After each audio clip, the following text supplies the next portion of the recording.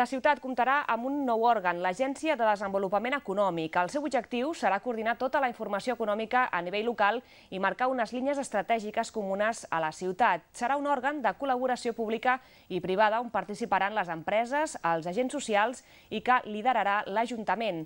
La idea d'aquesta Agència de Desenvolupament Econòmic ha sorgit en el marc del procés de participació ciutadana l'Hospitalet On. El nou òrgan es constituirà l'any que ve i en els propers mesos s'acabarà de definir el projecte. Serà la impulsora del desenvolupament econòmic de la ciutat i serà l'encarregada de marcar les línies estratègiques que ja s'estan definint i de fer les accions necessàries perquè aquestes línies es puguin concretar amb arribada d'empreses, amb potenciar el teixit empresarial actual.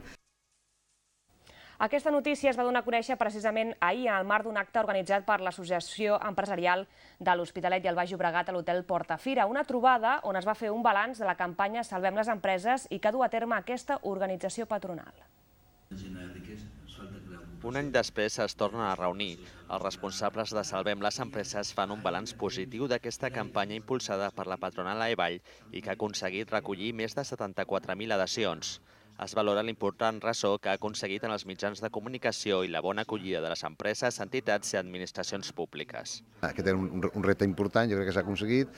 Hi ha molts ajuntaments que estan ja col·laborant, que s'estan plantejant com ajudar les empreses dintre, lògicament, de les seves possibilitats, que són poquetes, però bueno, tot suma al final i la veritat és que estem molt contents.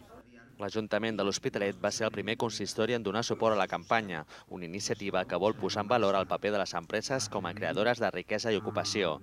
Després d'un any amb la campanya, l'AEBall no només valora el suport rebut, sinó també que les administracions locals hagin pres mesures per afavorir l'activitat de les empreses en època de crisi. Però estan ja mesures molt concretes, com he dit, d'ajudes, de la contractació, d'ajudes amb els pagaments de taxes impositives, d'ajudes amb facilitar les tramitacions, amb finestretes úniques, amb els canals de comunicació, amb una sèrie de coses que del que es tracta és que les empreses se sentin estimades, volgudes. A l'acte es va presentar un estudi on s'analitza la situació econòmica actual. Es veu certa millora en les dades macroeconòmiques, però això de moment, segons l'estudi, no es tradueix a un augment en la contractació.